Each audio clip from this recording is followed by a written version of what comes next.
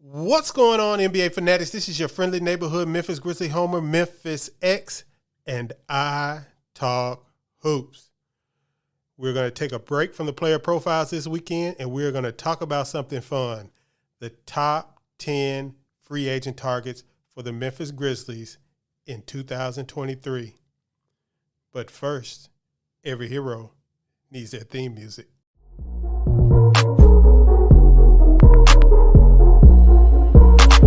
Piano. Grizz gang, go hard. Baddest in the game, we be on one. I talk hoops, so secure. All up on the court, but we gon' score. Memphis bringing heat straight from Tennessee. Demo respect, let's go. It seems that there is never a dull moment with the NBA season. Nothing is ever quiet, or it's never quiet for long. We get seems like maybe a week or two of quietness, and then something will drop. Maybe something that seems small and you don't understand it, but then there's the big things that drop. And yesterday was no different. Something big dropped. Shams had a tweet. Well, he had two tweets. We're going to talk about the other one later, about the in-season tournament for next season. But the other bomb he dropped was the projected salary cap is going to be $134 million for next season, with a $162 million tax level, which doesn't pertain to the Grizzlies right now. But both are projected to be $1 million higher than previous projections. And this is significant for the Grizzlies for a lot of reasons. And to me, it points to maybe the salary cap is going to actually be higher than this projection. It's already starting to inch up before the season even gets started. And I think it's going to be higher because I think this is going to be a banner season for the NBA revenue-wise. So I know you're asking, X, what does this have to do with top 10 free agents? Well, if you look at the Grizzlies cap sheet, and I got this from Spotrac, the cap sheet for the Grizzlies is pretty distinct. And the one glaring thing for next season that you see is Ja Morant's salary, $33,250, which is around 25% of the salary cap, which is Ja Morant's max contract. Now, what's significant about the salary cap going up is Ja Morant is playing this year to get a rookie, I guess Supermax is what I call it. And that would bump him up to 30% of the salary cap. Now, what that means is, or how Ja has to qualify for this is, he can make All NBA, win MVP, or he can be voted as an All-Star starter this season. And I think he can also Defensive Player of the Year, but we're not going to hold out hope on that. Ja Morant is good, but I don't think he's going to be winning Defensive Player of the Year this year. So Ja Morant will be playing for a 5% bump in his salary this year. So you can expect great things from Ja Morant as usual. Now, the significance of this is that the Grizzlies have approximately $95-ish million in obligations next season. That's not including Dillon Brooks, Steven Adams, or Brandon Clark. All three will be free agents. Dillon Brooks and Steven Adams will be unrestricted free agents. Brandon Clark will be a restricted free agent. Now, the great thing about Brandon Clark is Brandon Clark was drafted late in the first round. So his cap hold is not that high. His cap hold is going to be about his cap hold is going to be about $6.3 million, I believe. It's not that high, especially because, those things can get into the $15 million range. So what you're going to have is Brandon Clark's cap hold is going to be less than his salary for next season, obviously. Now, other things that you have to consider is it has a $1.9 million team option for next season if the Grizzlies don't extend him. And you have Kenny Lofton has a $1.78 million team option. And then, that's if the Grizzlies, pick up his qualifying offer. And Vince Williams also has a team option for next year, but it's going to be at the minimum, which is going to be at the same as a cap hold. Both of those guys are two ways. And then you have to factor in the Grizzlies have a first-round pick. So it's going to be probably about $97-ish million in obligations as far as salary goes. Plus, you can tack on or not tack on Brandon Clark's qualifying offer, which gives the Grizz some flexibility.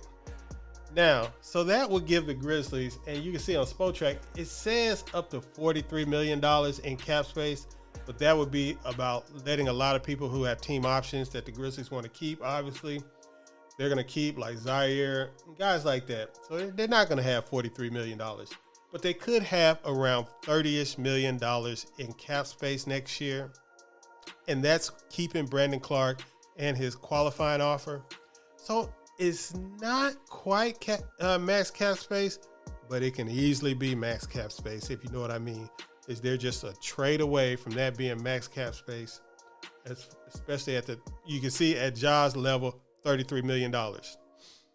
Now, the Grizzlies have a lot of flexibility. Now, this whole video might become moot if the Grizzlies extend one of those three players, Brandon Clark, Steven Adams, or Dylan Brooks, but I don't think that's going to happen. So we're going to look into the top 10 free agent targets according to me for the Memphis Grizzlies in 2023. Okay, at number 10, we have Kristaps Porzingis of the Washington Wizards. Kristaps Porzingis is 27 years old. He played he played early for the Knicks, got traded to the Dallas Mavericks, was supposed to be Luka Doncic's, number 2 guy. It ended up not being able to play that role.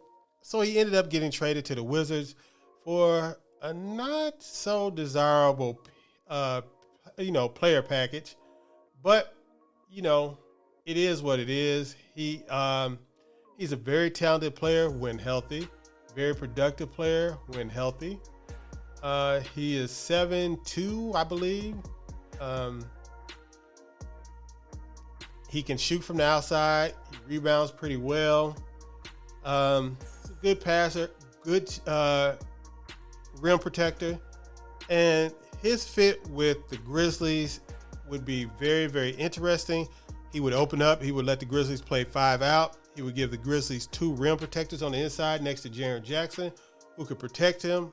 But the issue would be that he is probably going to, the Wizards didn't trade much for him, and he's probably going to command a salary that's pretty high. Maybe a little bit higher than the Grizzlies are really willing to risk with having him and Jaren Jackson as their bigs instead of Steven Adams, and the health risk that it entails. But you can't deny his talent. He was 14th in total makes from 28 feet and out since the 96-97 season, which is a long time. So he is a long distance shooter, but he is only averaging 44.2 games per season since his rookie year. So I think he will probably be very low on the list for the Grizzlies. At number 9, I have Christian Wood, who's going to be playing for the Dallas Mavericks. I guess he would be their new Kristaps, but he is a very talented offensive player, averaged 19 points per game last year, hit 38% from three-point range, and that was playing on a pretty, raggedy team in the Rockets. He's going to be playing next to Luka. I expect his stats, his shooting percentages should be better. He should have a more efficient offensive game because Luka is going to get so much attention. The problem is his defense. And this is going to be the first time Christian Wood is going to have a chance to play on a team that is serious about winning. And I expect that if he is worth paying for the Grizzlies, the Mavericks are not going to let him go, and they're going to pay up for him. But we saw what they did with Jalen Brunson. So although he's not one of my favorites, you can't deny the talent. Just like with Kristaps, he is a very, very talented player, especially offensively, and he would help the Grizzlies, especially in one of the things that I like for Ja Morant is being able to play 5-out offense, and probably he won't be making it so much that we wouldn't be able to retain Brandon Clark as the third big going forward. At number 8, we have Miles Turner of the Indiana Pacers. And I know Miles Turner is a favorite of a lot of Grizzlies fans to, play next to Jaren. Everybody envisions him as this guy that shoots threes. And he really hasn't been a very good three-point shooter for a while. He doesn't shoot them at a high volume. He doesn't rebound well. He's a great rim protector. But for me, when I watch him, I just don't see the appeal at all as far as, playing. And I have him here at 8. I would probably, if it was my feelings, and it is my feelings, I should have probably had him at 10. But the other guys, I just don't like their defense at all. And I think the Grizzlies need somebody more defensively in, as far as a big, if they were going to get a big. But yeah, Miles Turner isn't one of my guys, and maybe it has something to do with the fact that he still plays with Legos, but, forgive me for that. But I know a lot of Grizzly fans like him, and I can't, he's talented, but he's just not my cup of tea. At number 7, we have Jeremy Grant, and Jeremy Grant is going to be playing for the Portland Trailblazers this year. He wanted to spread his wings out at Detroit, explore his offensive game. He did okay with that. He wasn't terrible. The team was terrible. But he's going back to Portland, and he's going to probably be playing as a third option for the Blazers behind Dame and Anthony Simons. And you will see him more in his natural role. Now, I have him down here with Josh Hart because I likened to him that I don't think the Blazers are going to keep both of these guys. And I think you can get one of these guys. And probably out of the two, my preference would be for Josh Hart, is because I just like Josh Hart as a player. He is a very good scorer, a good rebounder for a wing, which is a great pairing for Jaren Jackson, and he can shoot threes. And he's also physical and tough, and I like that about him. So I have these guys kind of grouped together because I don't think Portland's going to sign both of them. And even though I think they probably will sign Grant most likely, you just never know how it's going to go. They might bring them both back. We'll see. But like I said, I like them both for the Memphis Grizzlies. They would be kind of, that's why they're at number 7. At 6, we have DeAndre Hunter of the Atlanta Hawks. He is, I think, the first restricted free agent that we have on this list. And DeAndre Hunter is a guy that can play both forward positions, pretty good defender. He's just not aggressive enough on the offensive end. And we're going to see him in an expanded role with the Hawks trying to, supposedly going to win again this year. He has 2 good guards next to him in Trae Young and DeJounte Murray. He has been hurt a lot, and he doesn't rebound or pass that well. But he has a youth. And if you could play him at power forward, some of those things the passing might get, might be excusable. If you can play him at the small forward, maybe the rebound might be excusable. But like I said, it just depends on the number. And Atlanta has a high-ass payroll right now. So I don't think they'll be able to match a high offer for him. And he's very young. At number 5, I have Harrison Barnes of the Sacramento Kings. He is a combo forward, very capable of playing both forward positions. I think his best position is the power forward, which would fit nicely next to Jaren Jackson. So he's been kind of, been under the radar in Sacramento, but his game has improved. He's a kind of guy, he's a forward that can probably do a little bit of everything at an above average level, and he does nothing at an elite level. He is a good guy, the plug and play guy, that if you put him in there, he would be a good player for the Memphis Grizzlies. And he is one of the first guys in my rankings that has exactly what I'm looking for in a player, and that is NBA championship experience. So that's why I have Harrison Barnes here. He's an adequate three-point shooter, very good, pretty good defender, okay rebounder, everything that you would look for in a combo forward role-playing guy. So that's why Harrison Barnes cracks the top 5 at number 5. At number 4, we have Cameron Johnson of the Phoenix Suns, another restricted free agent. And I will just have to admit, I love Cameron Johnson's basketball game. I love his game. He is an elite three-point shooter. And I'm not talking, he's just not good. He's an elite, quick release, very great catch and shoot shooter. And he's 6'8", capable of playing both forward positions. And he has been seasoned on a good team, playing with a good point guard next to other good young players. So he would fit right in with the Grizzlies, capable of playing the small forward or the power forward. And he is a restricted free agent, but of course he's on the Phoenix Suns and their payroll is up there. They didn't want to pay DeAndre Ayton, so I can't imagine them wanting to pay Cameron Johnson in 23. So he would be a very, very high target for me for the Grizzlies, because getting another elite shooter next to Desmond Bane is my dream as a Grizzlies fan. At number 3, we have Kyle Kuzma of the Washington Wizards. And Kyle Kuzma has always been one of my high trade targets ever since he was on the Lakers. Now that he's on the Wizard, he still remains a trade target, and he's got a player option, so hopefully he can become a free agent target for the Grizzlies. 6'10", scorer, good rebounder, good passer, and he can defend. Plus, he has championship experience, and it seems like he is the perfect fit for the Memphis Grizzlies culture. He was able to play in a winning environment. He was able to dial down his game in a winning environment, and he was able to step up his game when needed to be with the Washington Wizards. He's going to be just, I think, 27 next summer.